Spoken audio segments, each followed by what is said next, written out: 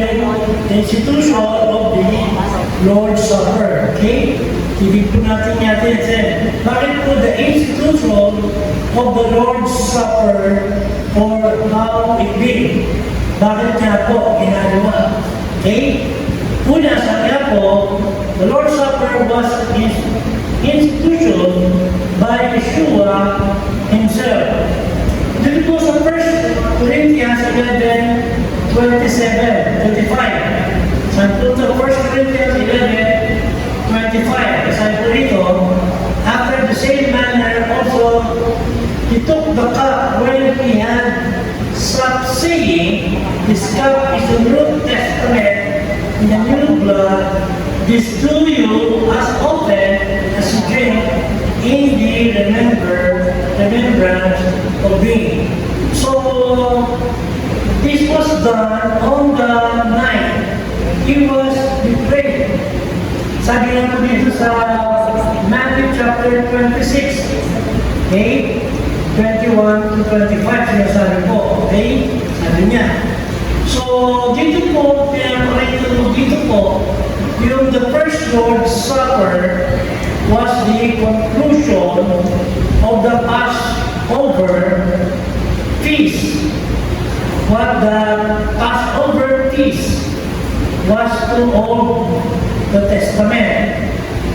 So, the Lord's Supper is the New Testament delivered. So, una po, sabi po niya rito, the Passover lamb was, dito po, sabi niya, yung special lamb.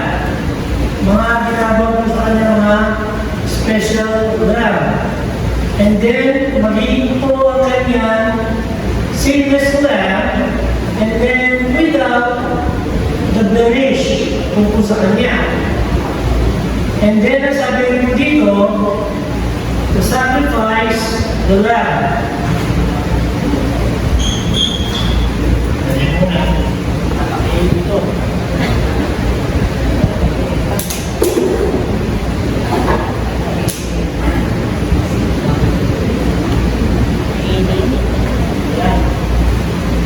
Sorry po, nakakain eh. Amen? Diyan kayo, nakakabalbik kayo dito eh. Dito nainit eh. Di ba? Ang nagay. Hindi, madali po mainit. Kanya, sobrang mainit ako. Okay po. Amen ba? Yan. Okay. So, sabi ko rito, yung sufficient the lamb and then the satisfying the lamb. Mula po dito sa Exodus chapter 12, verse 12. Okay? So, kung gusto rin nyo, pabubuksan natin sa napakahaba. Pero tayo po lahat, dapat po, nagbabasa po tayo sa Exodus chapter 12, verse 12. Mabasahin natin tungkol sa kanyang mga the Passover, the feast. Lahat na mga tinatawag na fiesta, ginagawa. Di ba? Yung time nila, meron mga fiesta sila. So, pang 5 po dito, Yeshua as our Passover lamb was all of the above. So, magiging po yung tinatawag na the necessity of the Lord's Supper. Bakit daw po? Why we observe it sa kanya? Sabi niya dito, Yeshua Himself commanded we observe it. Bakit po ito? Sabi sa 1 Corinthians 11, verse 25. 1 Corinthians 11, verse 25. Sabi niya rito, after the same manner also He took the cup when He had supped, saying, this cup is the New Testament in my blood. This do ye as oft as ye drink it in remembrance of me. So yung the word communion is an action word which means fellowship. Fellowship participating in sharing together. And so the early church observed the Lord's Supper differently from churches today. They had a meal and then at the conclusion of the meal, the observance of the communion that created a problem in church Corinth, and Paul wrote to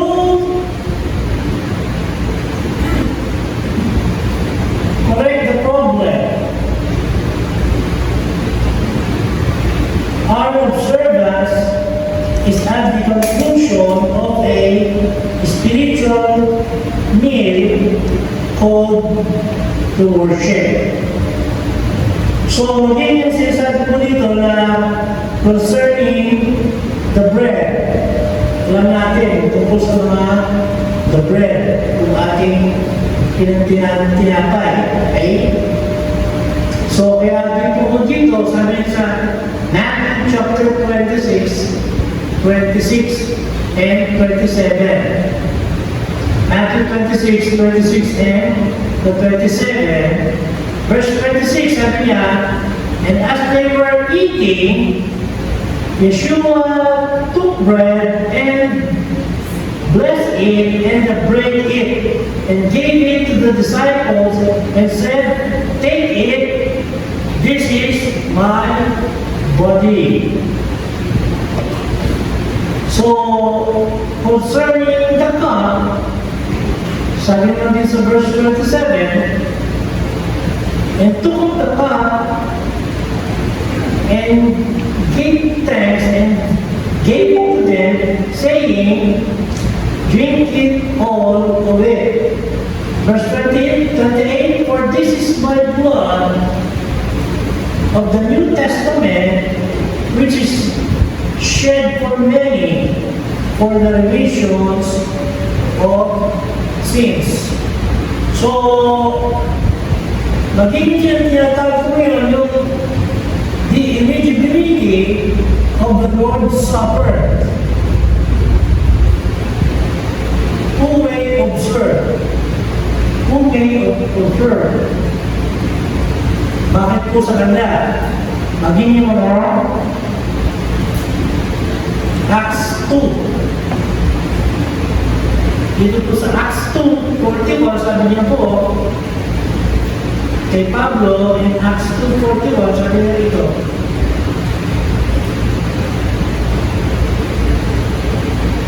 then they that gladly received this Lord were baptized. The same day, they were added unto them about karami 3,000 souls.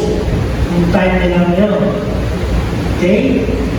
So, 42, sabi niya, and they continued steadfast in the apostles' doctrine and fellowship and in breaking of bread and in prayers. So, kaya lang, no? Kaya po sayang. Kaya salamat tayo dito dahil ako. Dahil kung umaga hindi pwede. Di ba? Supper. Kaya nga gabi. Tama ba? Amen? Hindi pwede maging sobrang umaga. Kaya ginagawa natin ang hapon. At bakit po natin dito po sa una, sabi niya, must be a believer in his belief at the first Lord's Supper. Bakit? Si Judas left before Yeshua observed with the 11. Nawala isa no? So dati 12, pero 11 nangyari sa kanya.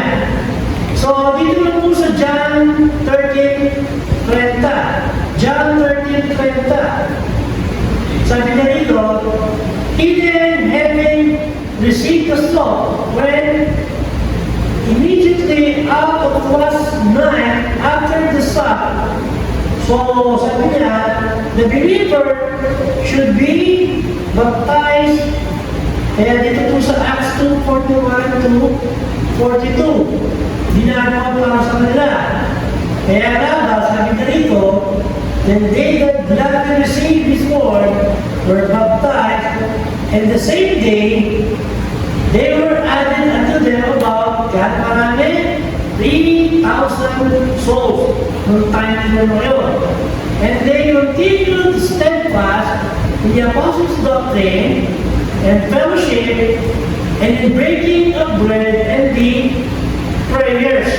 Kaya sa pangatlo po, sabi rito, the believers should be in the fellowship with the Lord and the church and the fellow believers.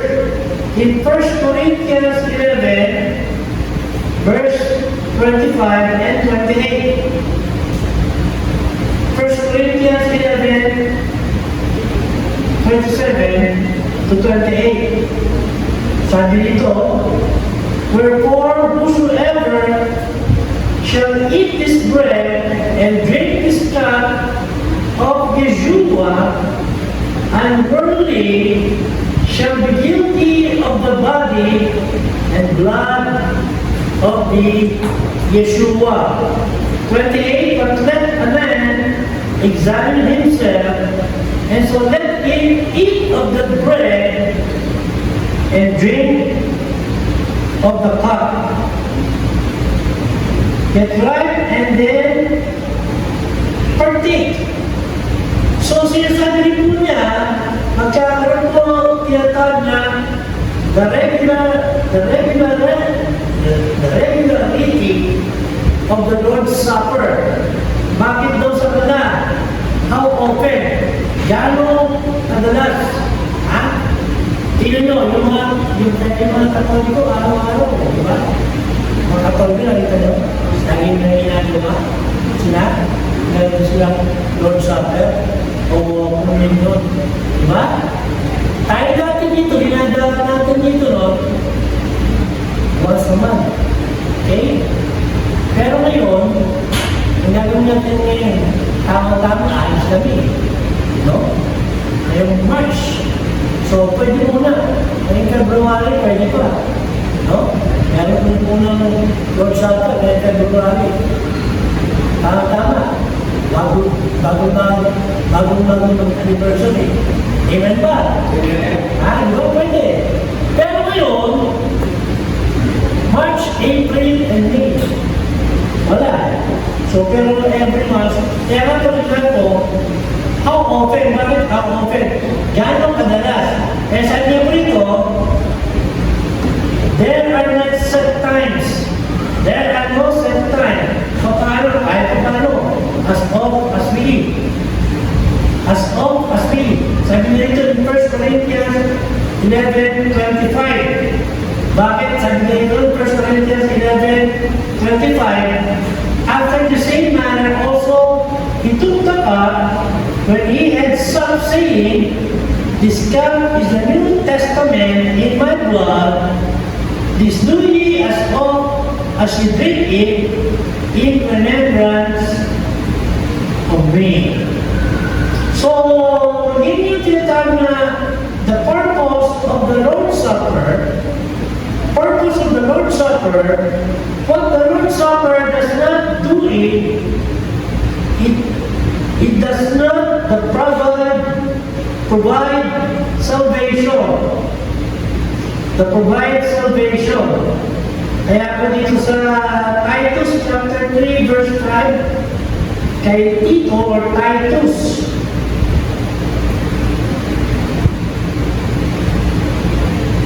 at least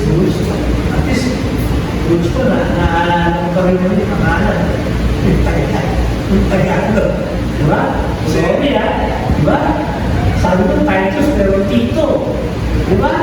Natindihan talaga, diba talaga Si Tito, Titus chapter 3 verse 5, sabi niya, not by the works of righteousness which we have done, but according to His mercy, He saved us as by the washing of regeneration and renewing of the Holy Ghost. So it does not become the body and blood of the Lord Yeshua Christ either before we partake or after, as some teach.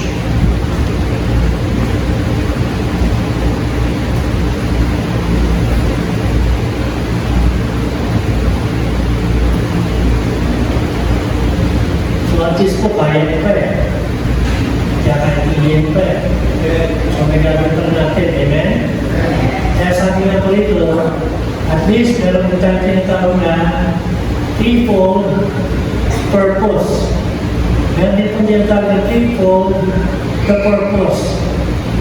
Una, sabi niya, to produce a self-examination. Ha?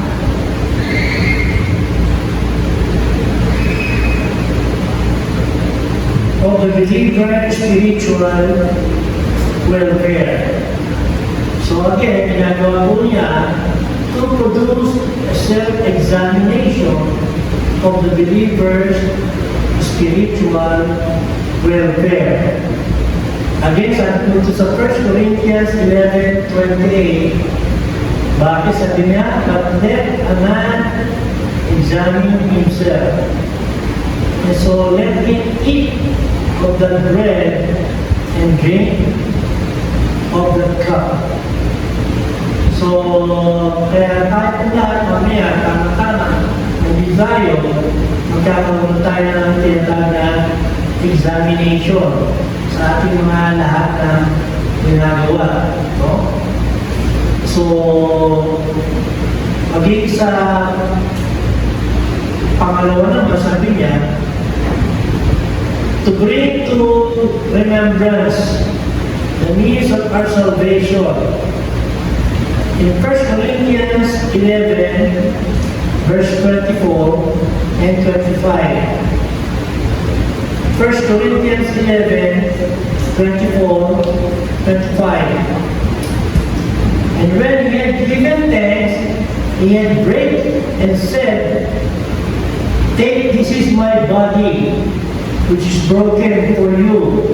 This do in remembrance of me. So 25, after the same manner also, he took the cup when he had supped, saying, this cup is the New Testament in my blood.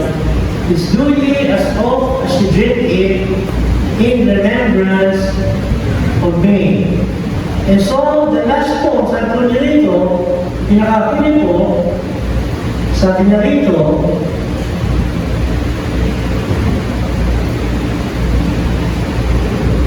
remember his birth, his betrayal, his beatings, his brutal death, his breathtaking resurrection, his blessings. Each time we observe the Lord's Supper, we are showing the world we believe Yeshua died in our place. He took our sins and gave us his sinlessness, so we could go to heaven.